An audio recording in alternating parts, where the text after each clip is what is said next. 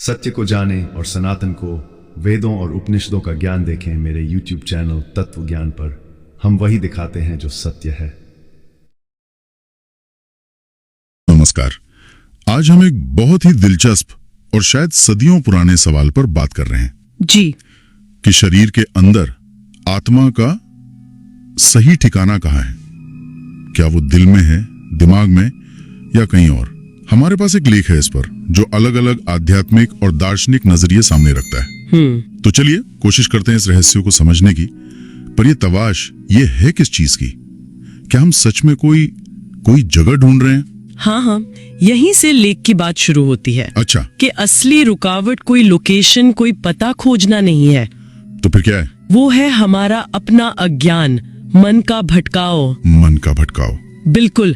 लेख में जैसे प्राचीन भारतीय दर्शन के 3 गुणों का जिक्र है, तमस, रजस और सत्व। हाँ, तमस, रजस, सत्व। सुना है। तमस मतलब जड़ता, अज्ञान। रजस हो गया बहुत ज्यादा गतिविधि, जुनून। और सत्व है स्पष्टता, शांति। ठीक है। तो स्रोत ये कहता है कि ज्यादातर समय हम या तो तमस में होते हैं या रजस के असर में। और तब मन इतना धुंधला या बेचैन होता है कि आत्मा की वो जो सूक्ष्म उपस्थिति है उसे महसूस करना मुश्किल हो जाता है। हाँ, लगभग नामुमकिन सा। केवल सत्व के जो शांत और स्पष्ट क्षण होते हैं, तभी ऐसे गहरे सवाल सही मायने में उठते हैं। बिल्कुल। और ये भी कि सवाल किस नियत से पूछा जा रहा है, ये भी बहुत मायने रखता है। अच्छा, कैसे? अगर मन में शक है या बस उदासीनता है या फिर एक तरह की चुनौती के साबित करके दिखाओ, हाँ। तो फिर अनुभव का दरवाजा वो बंद ही रहता है। लेख के अनुसार आत्मा कोई बाहरी चीज थोड़ी है जिसे आप लैब में टेस्ट कर लेंगे। सही कहा। वो तो खुद अनुभव करने वाला तत्व है, स्वयं ज्ञाता है। तो फिर लोग अक्सर बाहर खोजते हैं, मंदिरों में, गुरुओं के पास, लेकिन लेख कह रहा जवाब अंदर है। हाँ, लेख इसी तरफ इशारा कर रहा है कि जवाब भीतर ही खोजना होगा। तो क्या लेख कुछ खास अंदरूनी जगहों का जिक्र करता है? हाँ, करता है। अलग अलग परंपराएं ध्यान के लिए अलग अलग केंद्र बताती हैं। जैसे योग में नाभि क्षेत्र को महत्व दिया जाता है। नाभि क्षेत्र। उपनिषदों में हृदय गुहा का जिक्र आता है। हृदय गुहा यानी दिल की गुफा। हाँ, पर ये शारीरिक दिल से ज्यादा एक सूक्ष्म प्रतीकात्मक केंद्र है।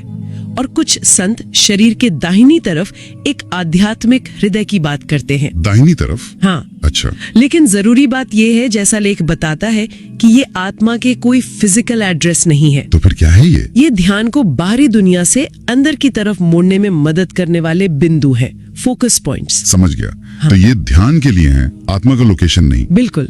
फिर अगर आत्मा किसी एक जगह पर नहीं है तो उसका स्वरूप क्या है? हाँ, यहीं पर बात और गहरी हो जाती है।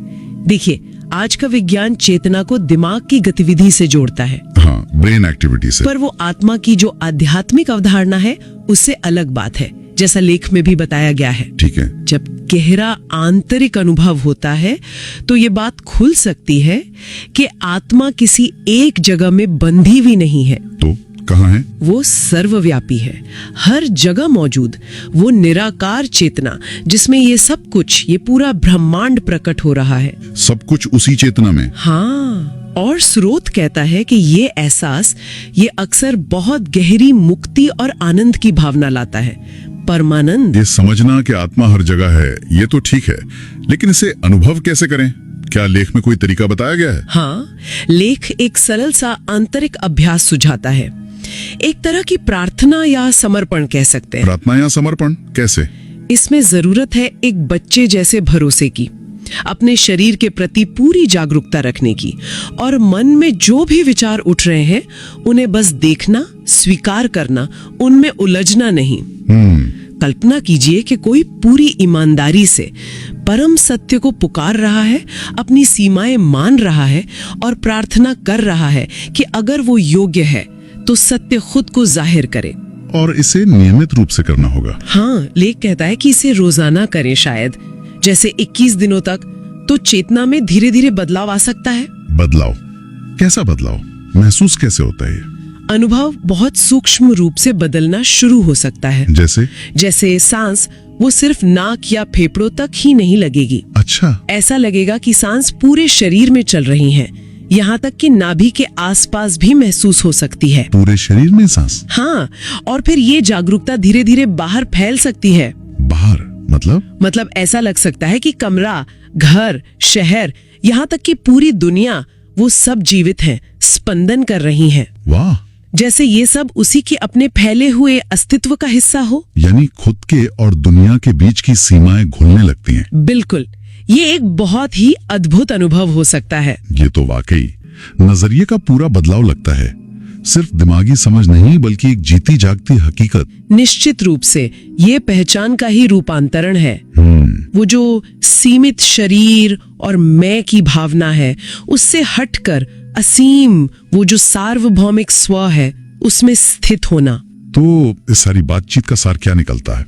आत्मा का स्थान खोजना शायद सही सवाल ही नहीं है। हाँ, कह सकते हैं। असल मुद्दा चेतना को शुद्ध करना है। गुणों के प्रभाव से, तमस और रजस से। बिल्कुल सही नजरिया अपनाना और फिर आंतरिक अभ्यास में लगना, ताकि आत्मा की वो सच्चाई जो हमेशा से है, वो अनुभव में आ सके। एकदम सही।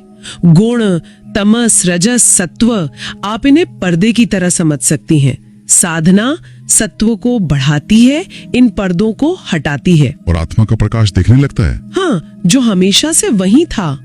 और वो जो अलग अलग स्थान बताए गए, हृदय गुहा, नाभि, वो मन को अंदर लाने में मदद करते हैं। जी, मन को बाहर से खींचकर भीतर केंद्रित करने में सहायक होते हैं। तो इस पूरी यात्रा के लिए काफी धैर्य, लगन और सच जानने की गहरी प्यास चाहिए होगी। बिल्कुल, ये कोई फटाफट होने वाली चीज नहीं है। और जाते जाते अपने श्रोताओं के लिए एक विचार छोड़ जाते हैं। जी, अगर शरीर आत्मा का मंदिर है, तो जैसे जैसे चेतना का विस्तार होता है, इस मंदिर की देखभाल करने का और इसके जरिए दुनिया को अनुभव करने का क्या मतलब हो सकता है, इस पर जरूर सोचिएगा।